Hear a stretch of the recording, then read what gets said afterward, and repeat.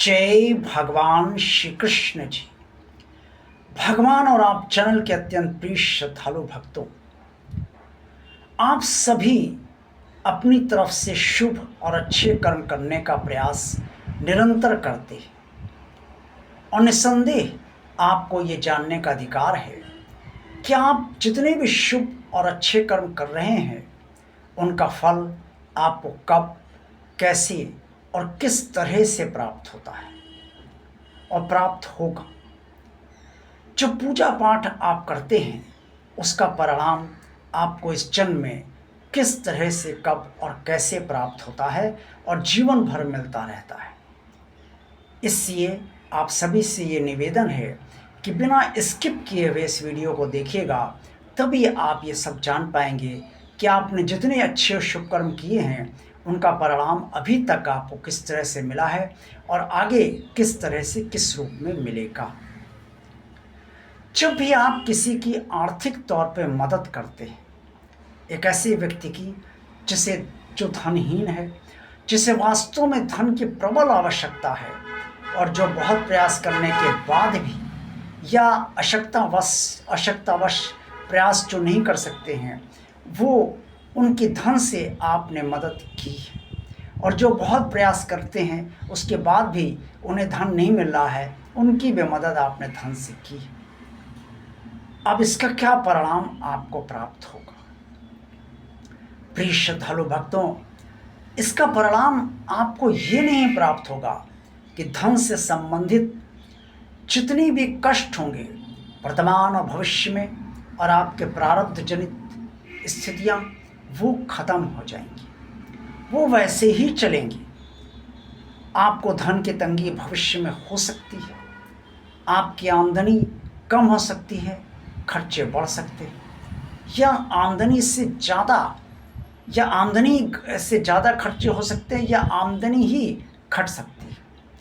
अब आप ये सोचेंगे कि मैंने तो कुछ लोगों की धन से मदद की है, उन्हें धन दिया है, उसके बाद मेरी ये हालत है।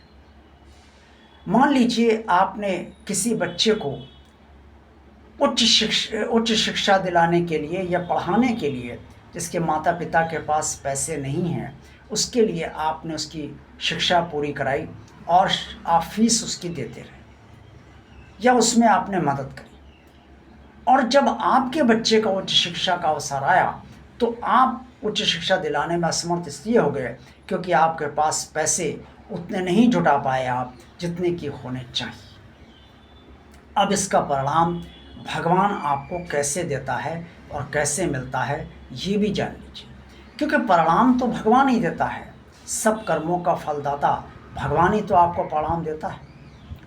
जब भी धन की तंगी आपको होगी, आपके खर्चे बढ़ जाएंगे, आमदनी कम हो जाएगी या आमदनी ही नहीं होगी, उस समय आपकी कोई ना कोई मदद किसी न किसी व्यक्ति के जरिए या कुछ लोगों के जरिए, चाहे वो अनजान हों, चाहे वो आपके रिश्तेदार हों, या चाहे आपके परिवार वाले हों, या आपके मित्र हों, किसी न किसी के जरिए आपकी मदद अवश्य होगी और आपके समक्ष जो धन का संकट होता है उसका समाधान भगवान अवश्य कर देगा। ये मिलेगा दूसरे रूप में, लेकिन तब मिलेगा जब इसकी आवश्यकता होगी, और लेकिन मिलेगा अवश्य। इसी तरीके से अगर आपने किसी भूखे को भोजन करा दिया, प्यासे को पानी पिला दिया, गर्मी में प्याऊ बैठा दिया और थोड़ा सा गुड़ या बताशा या इलायची दाना वगैरह जिससे कुछ आपने बंटवाया, जिससे कुछ खा कर लोग जल ग्रहण करें ताकि खाली पेट जल ना जाए उनके पेट में, इसका फल आपको क्या प्राप्त होता है? इसका फल ये प्राप्त नहीं होता है कि आपको कोई जो है रोग नहीं लगेगा, या आप किसी तरीके से आप जो है वो प्यासे, या किसी तरीके से आपको जो है किसी तरीके की कोई अन्य बाधाएं नहीं आएंगी या प्यासे नहीं रहेंगे। ये सब स्थितियां नहीं होती। आपके भाग्य में जो इस बारे में होना है वो अवश्य होगा, लेकिन उस समय आपकी मदद कोई ना कोई किसी न किसी रूप में अवश्य करेगा, ये भगवान ही कराएगा। इसी तरीके से जब लोग भंडारा कराते हैं और भंडारा इस उद्देश्य से कराते हैं कि भाई जिन लोगों को भोजन नहीं मिल पाता है वो भोजन कम से कम आज ग्रहण करें। ऐसे लोग जिनको वास्तव में भोजन नहीं मिल पाता है, जब आपके कराए जा रहे भंडारे में भोजन ग्रहण करते हैं तो ये कर्म आपका सीधे ईश्वर तक पहुंचता है। और भगवान ना करे जब कभी आपके या आपके परिवार को वर्तमान या भविष्य में भोजन की कोई तंगी होती है या भोजन की कोई दिक्कत होती है, तब आपको कोई ना कोई सहारा भंडारे के रूप में नहीं लेकिन किसी न किसी के जरिए आपको धन प्राप्त होता है और धन धान्य मिलता है, जिससे आप भोजन की स्थिति को आसानी से चला सकते हैं। ये जीवन है और सबके प्रारब्ध हैं। हम शुभ और अच्छे कर्म वर्तमान जन्म में जो करते हैं उसका मतलब ये नहीं है कि हमारे भाग्य के जितने भी कष्ट हैं या जितनी भी बाधाएं हैं वो समाप्त हो जाएंगी, वो वैसे ही चलेंगी, वर्तमान और भविष्य में आती रहेंगी और जाती रहेंगी। लेकिन जब भी वो आएंगी तब उनका समाधान भगवान इसलिए करेगा कि वर्तमान जन्म में हमने जितने भी शुभ कर्म किए हैं उसका फल उसे प्रदान करना है, और वो फल आदमी के जरिए ही प्राप्त होता है। भगवान स्वयं उतरकर किसी की मदद करने नहीं आता है, लेकिन इसके लिए भगवान का अनन्य भक्त होना चाहिए, तब भगवान स्वयं उतरकर भी भक्त की मदद करने आता है। लेकिन सब लोग ऐसे नहीं होते, इसलिए मनुष्य के जरिए ही भगवान उनकी मदद करता है।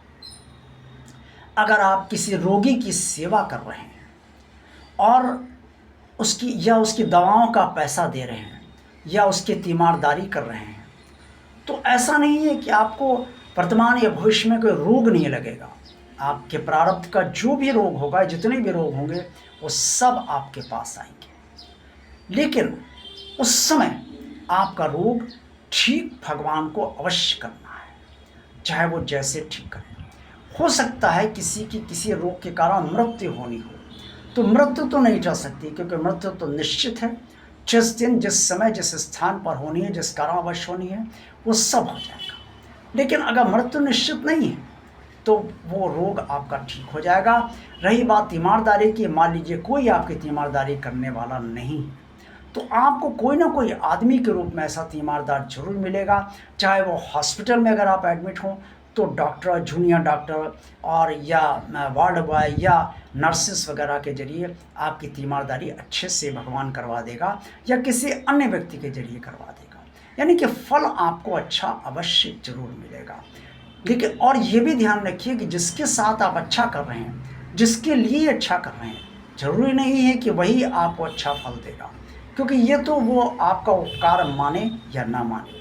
लेकिन चूँकि भगवान आपके सारे कर्मों का फल दाता है, उसे आपको सारे कर्मों का फल देना है, अच्छे का भी देना है और बुरे का भी देना है। तो बुरे का जो फल प्रारब्धवश होता है वो भी आपको मिलता है, और जो अच्छे फल होते हैं प्रारब्धवश वो भी आपको मिलता है।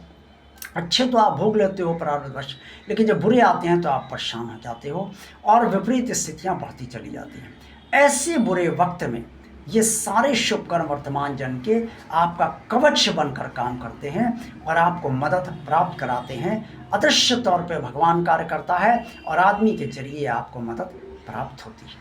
इसलिए कभी मत सोचिए कि आप जितने शुभ और अच्छे कर्म कर रहे हैं उनका परिणाम आपको नहीं मिल रहा है। अच्छे और शुभ कर्म करने का मतलब ये नहीं है कि आपके ऊपर मुसीबतें नहीं आएंगी, आपके ऊपर संकट नहीं आएंगे, आप बीमार नहीं होंगे, आपको धन की तंगी नहीं होगी, आपकी आमदनी नहीं घटेगी, या फिर आपके खर्चे और नहीं बढ़ेंगे। ये सब होगा और होता चला जाएगा। लेकिन आपके वर्तमान जन्म के जो शुभ अच्छे कर्म हैं उनसे आपकी मदद ऐसी दुरूह स्थितियों में अवश्य ही होती जाएगी।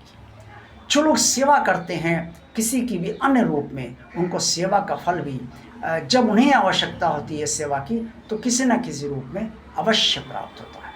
जो अपने माता पिता की सेवा करते हैं उनकी सेवा उनके बच्चे करते हैं, भगवान ये फल उनके बच्चों के जरिए उनको प्रदान करता है। अब रही बात पूजा पाठ की, तो कुछ लोग सोचते हैं कि पूजा इतनी कर रहे हैं, वैसे ही संकट बढ़ रहे हैं, वैसे ही सब कुछ हो रहा। पूजा करने का मतलब ये नहीं है कि आपके प्रारब्ध के भोग बुरे और अच्छे दोनों नष्ट हो जाएंगे। अच्छे तो खैर आप नष्ट कराने नहीं चाहते, कोई भी नष्ट नहीं करवाना चाहता, लेकिन बुरे भोग नष्ट हो जाएंगे। इसका मतलब ये कदापि नहीं है। इसका मतलब ये है कि जब भी प्रारब्ध के भोग आएंगे आपके समक्ष और विपरीत स्थितियाँ पैदा करेंगे, आप तनावग्रस्त होंगे और आप विचलित होते जाएंगे, उस समय भगवान आपकी मदद अदृश्य तौर पे किसी न किसी आदमी के जरिए ज़रूर करेगा, और चाहे वो किसी भी प्रकार का संकट हो या महासंकट हो। इससे प्रिय श्रद्धालु भक्तों, अच्छे और शुभ कर्म करते रहिए, इन सब का फल और पूजा पाठ करते रहिए, निस्वार्थ भाव से पूजा पाठ कीजिए, क्योंकि भगवान कृष्ण ने भी अर्जुन से कहा है कि यज्ञ, उस समय यज्ञ चलता था द्वापर में, और यज्ञ ऋषियों मुनियों के लिए इस्तेमाल होता था शब्द, तो यज्ञ जो है वो करना है, इस भाव से यज्ञ करना चाहिए।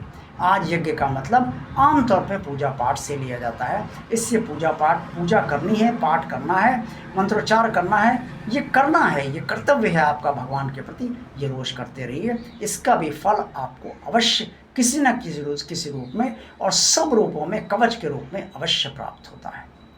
इसलिए वर्तमान जन्म में आप जितने अच्छे और शुभ कर्म कर रहे हैं वो अवश्य करते रहिए, देखते रहिए भगवान और आप चैनल। वीडियो पसंद आया तो लाइक कीजिए, चैनल को सब्सक्राइब कीजिए, चैनल को शेयर कीजिए। जय भगवान श्री कृष्ण जी।